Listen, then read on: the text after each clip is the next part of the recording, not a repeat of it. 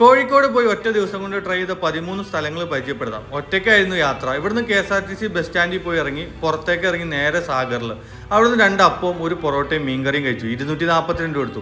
പിന്നെ അവിടുന്ന് നേരെ നടന്ന് പാരഗണി ചെന്നു. അവിടുന്ന് ഒരു കുറ്റി പുട്ടും മട്ടൻ സ്റ്റൂവും കഴിച്ചു. 362 രൂപ കേട്ടോ. പിന്നെ ഒരു ഓട്ടോ വിളിച്ച് നേരെ കുറ്റിച്ചിറയിലേക്ക്. ഓട്ടോക്ക് ഒരു 60 രൂപയും കൊടുത്ത് ചാമ്പ്യൻസ് ഹോട്ടലിൽ കയറി 210 രൂപ ഒരു ഐക്കൂറ ഫ്രൈയും 2 പൊറോട്ടയും കഴിച്ചു. എന്നിട്ട് നേരെ ബാക്കിലേക്ക് നടന്നു. അവിടുത്തെ ഇടയിലെ ഹോട്ടലിൽ കയറി ഉപ്പുമാവും ബീഫും കഴിച്ചു. അതിന് 120 രൂപ കേട്ടോ. അത് കഴിഞ്ഞ് പുറത്തേക്ക് ഇറങ്ങി ഇടത്തേക്ക് നോക്കുമ്പോൾ കൂളാൻ്റെ ഉണ്ട്. ഒന്ന് കൂളാവാൻ വേണ്ടി ഒരു അവക്കാഡോയും മാങ്കോയും കുടിച്ചു വിട്ടോ. 80 രൂപ അവിടെ നിന്ന് കൊടുത്തു.